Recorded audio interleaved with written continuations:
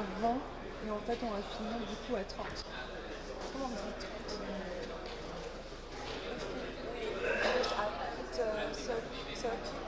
Yeah, okay.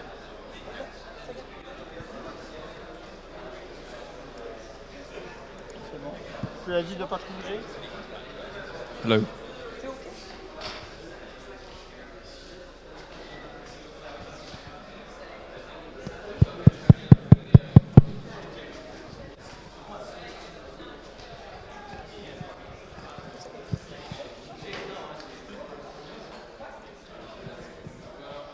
On reprend? Hello? Hello? Okay, hi everyone. My name is Tom Close, and I am the founder of Magmo. So Magmo is a state channel research and development team that is funded by the Ethereum Foundation. And today I'm going to be talking about state channel networks. So what I'm actually going to be talking about is our latest research, which is on something called Nitro Protocol, which is a protocol for N-party general purpose state channel networks. And in this talk, I'm going to talk a little bit more about what that means, and then hopefully give you an idea about how Nitro works. So when we were designing Nitro, we've been aiming for these two properties. We wanted a state channel network protocol that was both simple and powerful.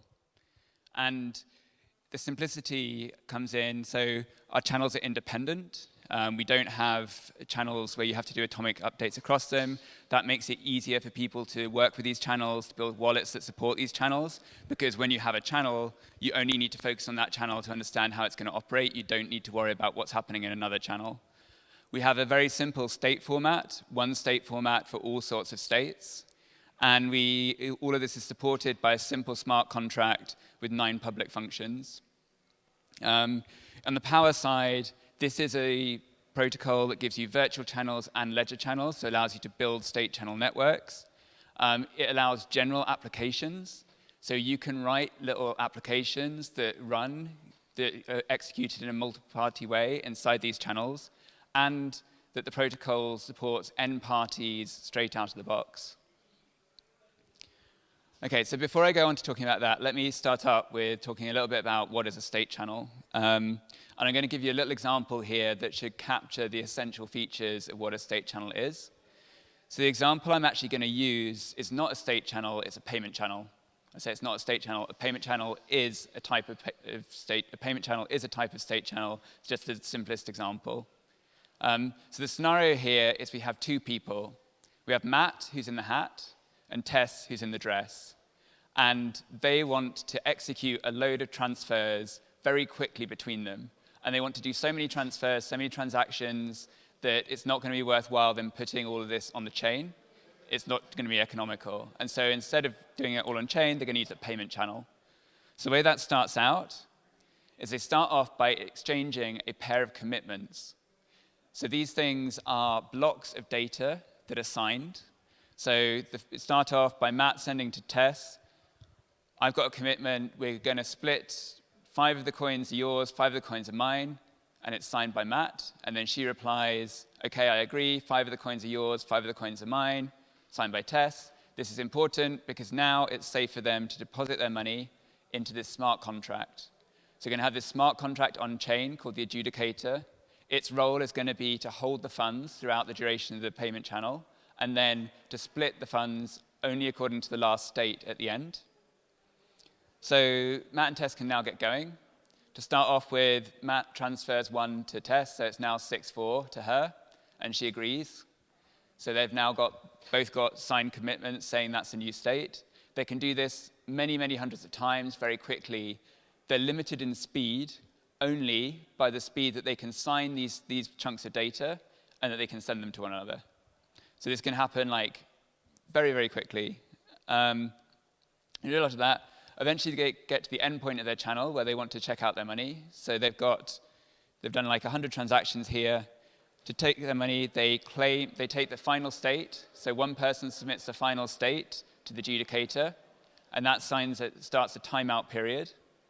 At the end of the timeout period, the adjudicator then splits the funds, and they get their funds back. So what's happened here is by using this like payment channel technique, they've managed to do many hundreds of transactions, and they've only paid for a couple of on-chain transactions. So they've saved themselves a lot of time, and they've saved themselves a lot of gas fees.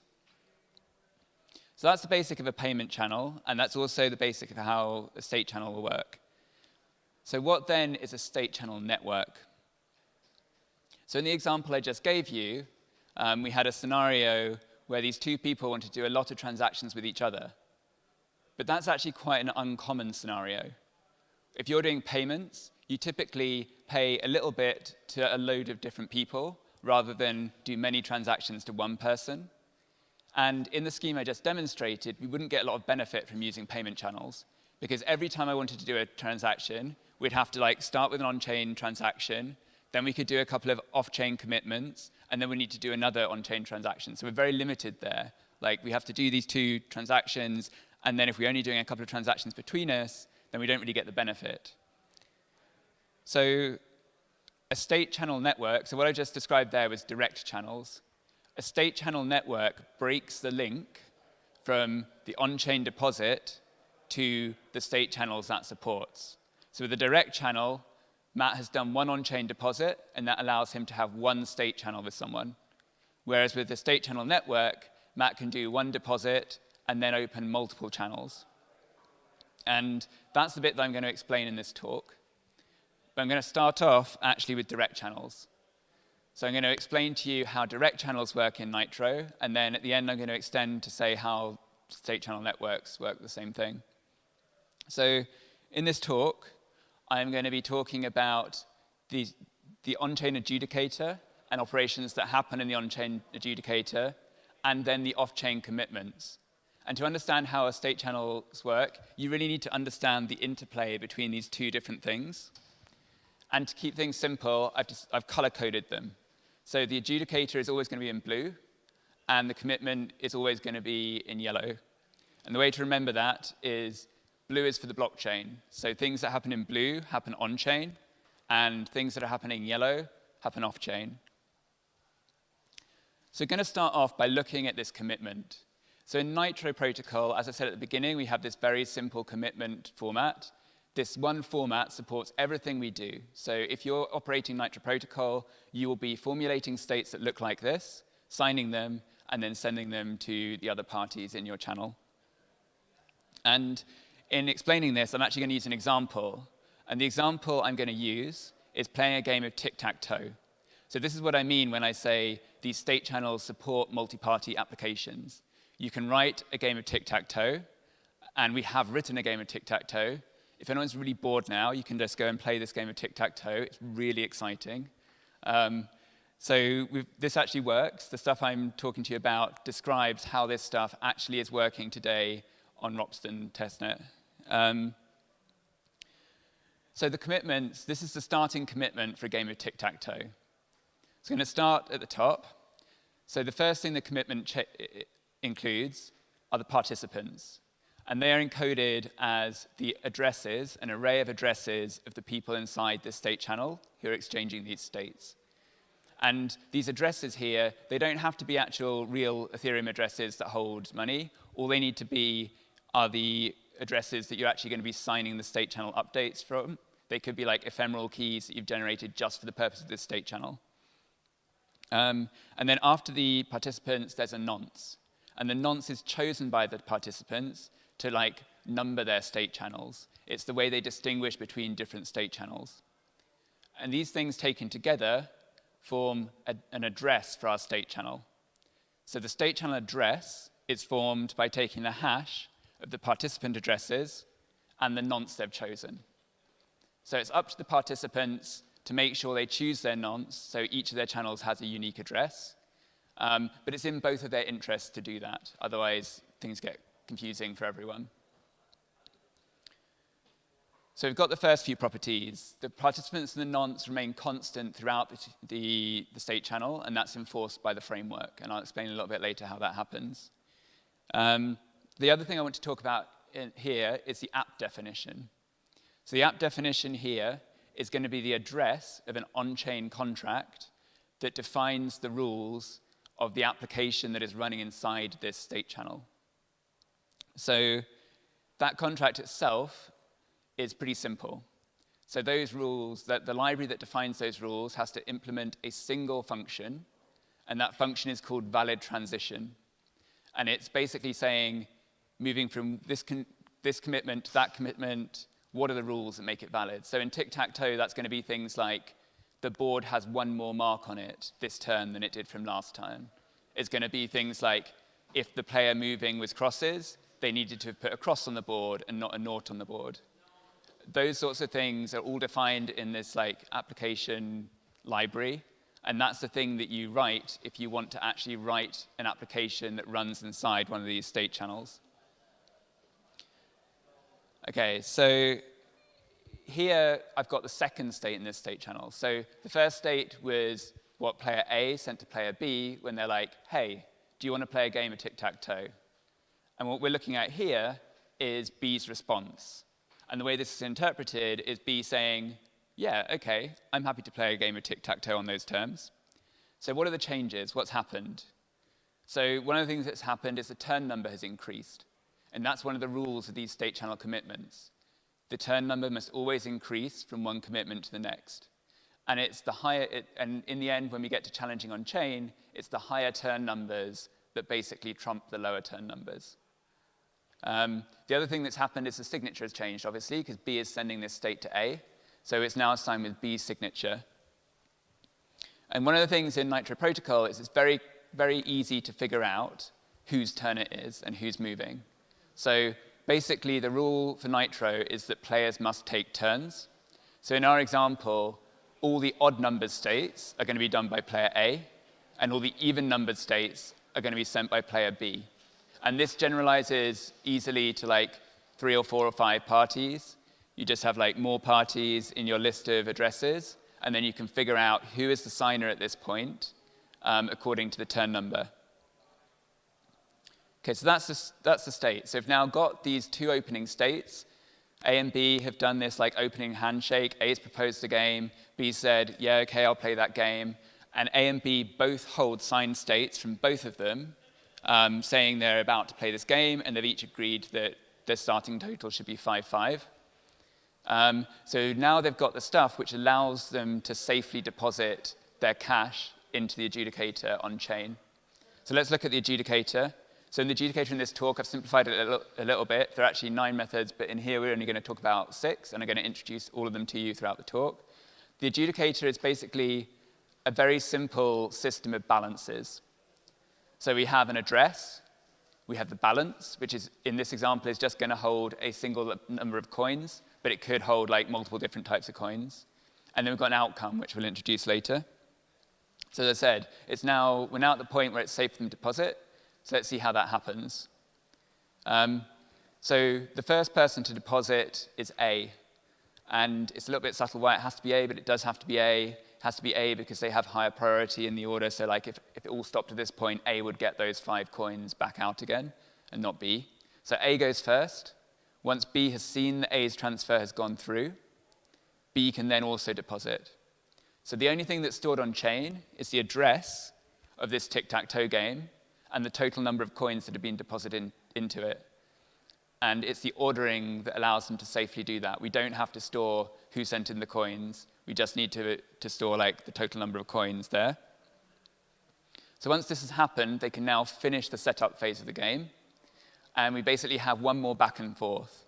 So A sends a commitment to B, increasing the turn number, changing their signature, saying, OK, basically what this is saying is, OK, I see the coins, the game is funded, I'm happy to proceed. And B is yeah, OK, I see that too, I'm happy to proceed too. So we're now in a point where we're actually ready to start the game.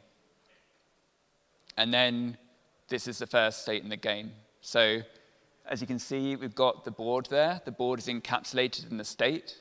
As I said before, that app data is going to be interpreted by the game library. So the format of that app data is basically specified by the game library. Here we've only got 2 things. We've got the stake, which is how much they're playing for, and we've got the format of the board. So A's gone first, their crosses have gone in the middle. The only other subtle thing here is that the default outcome has changed. And this is part of the, I guess, the game theoretic design of the game. In this situation, A has just moved, and they've updated the totals as if they have won. And that's kind of important because if B were to stall in this position, it's B's move, and basically what this is saying is if you don't move, you forfeit. And this change in the default outcome would be encoded in the rules of the game. So if you're designing games that run in state channels, this is something you need to think about. At each stage, anyone can stop moving. So at each stage, you have to have, like, what is the fair outcome of this game at this point? And that is part of designing your game to run in a state channel. So we continue. So B makes a move. It's not a great move, but maybe they don't realize that yet. And similarly, they have updated the default outcome so that if A were to stop at this point, B would win. So we continue playing the game. So A makes another move. B makes another stupid move. And finally, A makes the winning move. So at this point, in this state channel, how I've designed it, you only get to play one game. In real life, and in fact, in the example online, you can play multiple games. But what's happened here? So the app data is updated into a new state, into the A has won state. And the default outcome is now reflects the fact that A has won this game. And finally, we've set this extra property called isFinal to true. And the isFinal thing, as I'll explain in a minute, is a thing that allows A and B to skip the timeout period when claiming their funds on state. Normally, you need to have this like exit game in a state channel so that people can submit later state. But you can set it up, and we've set it up so that you can skip that. Basically, if both players agree and both players sign off on the fact that this is the final state of the game. You have to be really careful with this, though. If you sign it before the end, you've basically broken your state channel. And once somebody's signed this is final state, then the state channel is basically closed, and it's not safe for players to continue playing. So B then echoes that state back. They've also, so is final stays true. They increase the turn number. So we're now in a position where we've got two states with is final is true. Both players have signed off on the fact that this is the final state. So now let's see what happens in the adjudicator. So now they've got that final state. They can then claim their funds on chain. How does that actually work? Well, they use the finalize method. So this finalize method can be used when you have this thing that we call a conclusion proof, which is every player having signed an is final state.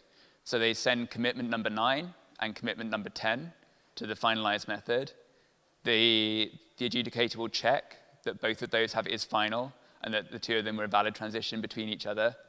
And at that point, once it's checked that, it puts the outcome from the final state into the adjudicator. So we now have this situation where, and at this point, the channel is closed. Channels have the property that once you've finalized one outcome, you can never finalize another outcome. So this channel address is done. Like, if anyone created another channel with this address, they wouldn't be able to finalize anything. It's like constantly written off, which is why it's important to have the nonce to allow people to generate new channel numbers. So that's great. The outcome's now on chain. How do the players actually get their money? So to do that, they use the transfer method. So what's going to happen here is that A is going to transfer 6 coins out of the outcome into their own address. When that happens, it updates like this. So you've noticed that the balance of the adjudicator has decreased by 6. A now has 6 against their name, and the outcome, 6 has been removed from that outcome. And then the next thing that happens is B does the same thing. So we're now in a situation where the tic-tac-toe has no funds on chain. A has 6, B has 4. Note that that outcome is not empty. It's like a done outcome. I put that little dash there to symbolize that you can't put another outcome into that channel. And then the final step is that A can withdraw their funds out of their balance. So there's this withdraw method. So A can call it withdraw from address A, an amount of 6 coins to a destination, which they can specify anywhere they like. It could be like their Ethereum address. It could be their friend's Ethereum address. It's where they want these coins to be sent. And they have to provide a signature. And the signature is signed with the key that they were using for signing on the channel. It could be a different key to the one that they actually send this transaction with. And And after that, those funds disappear. Those funds are transferred out of the adjudicator contract. They go into their Ethereum address. So you'll notice that something like slightly subtle has happened here. We have two types of addresses. We've got participant addresses that are generated by the elliptic curve digital signature algorithm. They have corresponding private keys, and that means that they can be withdrawn from, because in order to withdraw from an address, you had to sign it with the corresponding private key. We also have channel addresses, which are generated from hashing participant addresses together with the nonce. They have corresponding channels, and they can have outcomes. And the opposite things are also not true. So you can't put an outcome into a participant address, assuming that you haven't broken the hashing algorithm. And you can't withdraw from a channel address, assuming that you haven't broken the signature scheme. So, yeah. So it's important to anticipate those things. It's also important to appreciate that just by looking at it, you can't see which are which on chain. You don't know whether the address is a participant address or a channel address unless you know the corresponding participant or channel. So now I'm going to talk very quickly about what happens when things go wrong. So I mentioned before that it's possible that one of these players would want to stall. So in this situation, it's B's turn. And if you play forward this game of noughts and crosses, you'll realize that B is actually lost in every scenario. There is no way that B can win this game if A plays optimally. So maybe B realizes that.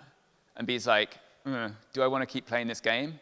Maybe if I stop playing this game, I won't lose the game. I'll just get my money back. And so this is like a common feature of state channels. Every state channel implementation needs to protect against this situation.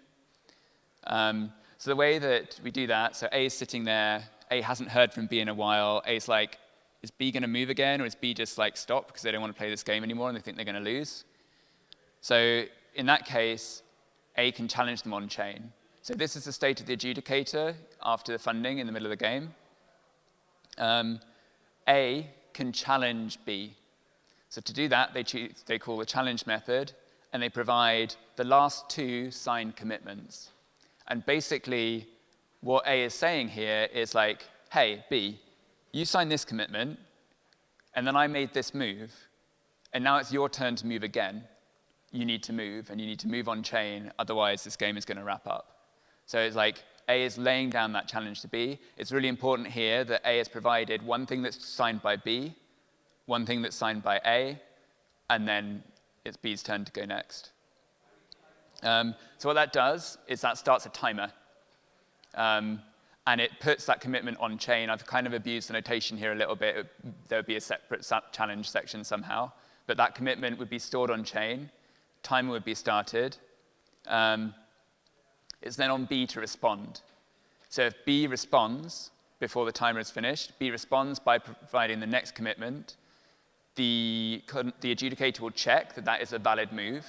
It will check that it's a valid move using the application library and also checking some framework rules like the turn number has increased and stuff. And if all of that checks out, then the challenge is cancelled. And we go back to exactly the situation we were before, and we can continue off chain, which is kind of nice. It means that a challenge is not terminal. You can recover from a challenge. In responding to this challenge, B has provided with A the exact same information that they would have done if they just responded off chain. The other option here is that B doesn't respond. If B doesn't respond, then we end up in a timeout situation.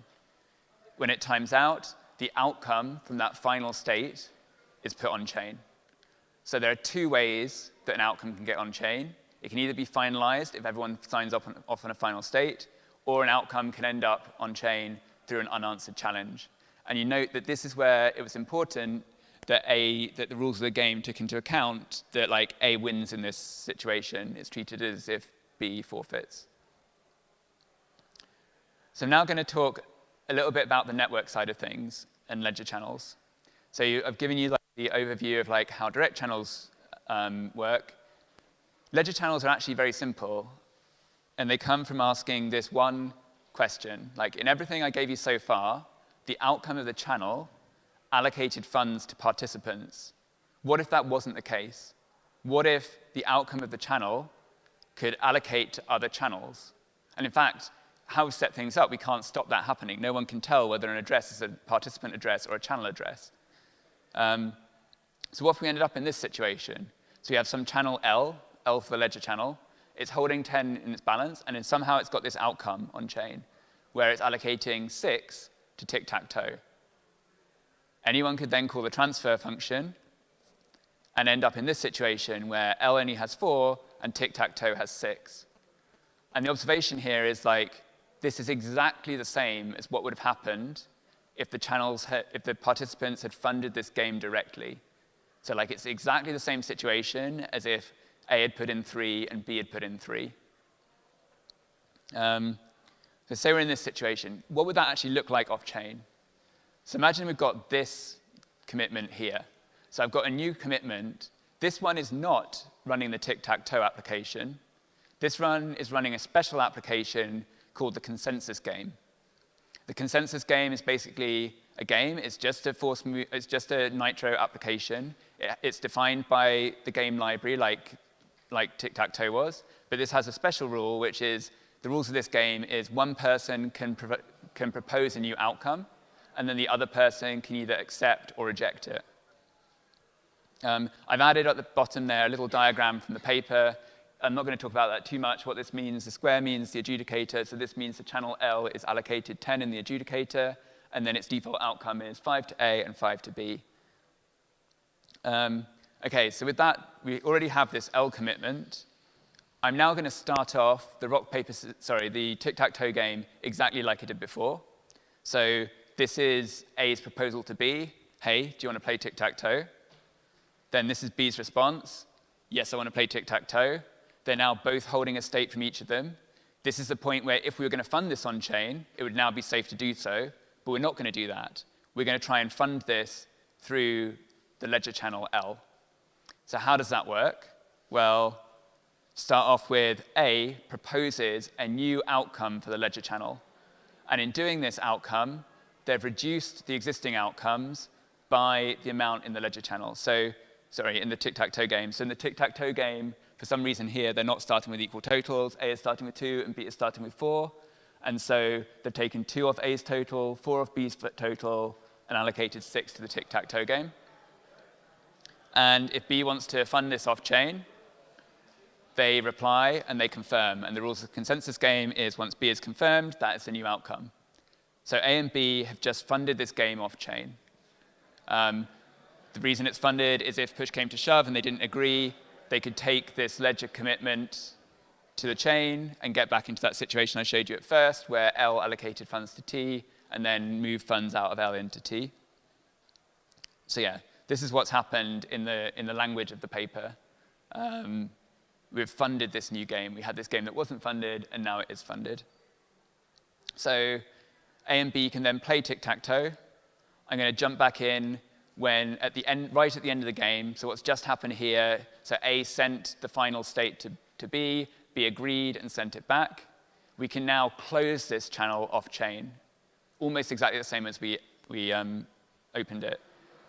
A proposes a new update that incorporates the outcome of the game into that channel. Why would B sign this? So like, B is losing money in this game. B didn't win the game of tic-tac-toe. B lost out. But it's still in their interest to sign this, because if they don't sign this, that money can be taken from them on-chain anyway. And by signing it, they save both of them some on-chain fees. So it's in both of their interests to sign this, even though it's actually disadvantaging B somewhat. And once that's happened, we no longer need the tic-tac-toe game. The tic-tac-toe game is done. We can throw it away. It's useless. So we've managed to open that game on-chain and close it. OK, so are state channel networks that simple? No, they're not. But it's almost that simple.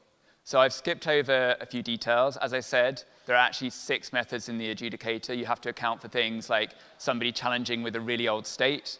and be able to refute them in that case. You have to be able to, there's some slight subtleties around like allowing them to respond from a different move. If people provide multiple moves with the same turn number, how do you handle that? That's something you have to handle in the protocol.